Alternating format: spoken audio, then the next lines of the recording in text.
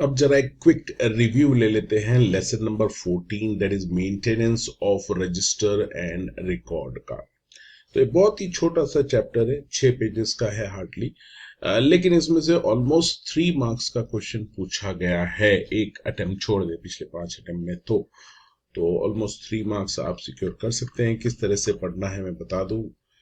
देखिए, maintenance of register record में कुछ रिकॉर्ड्स मेंटेन करना जरूरी है कंपनीज को, और यहाँ पर एक लिस्ट दे रखी है।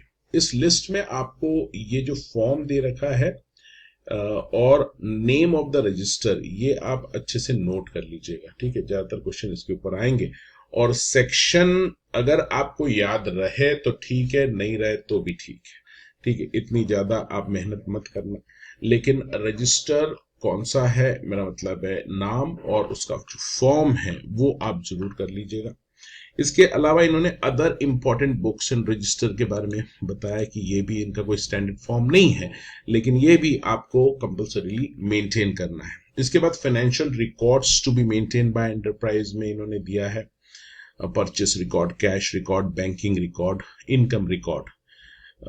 ये शॉर्ट में गो थ्रू आप कर सकते हैं, ठीक है।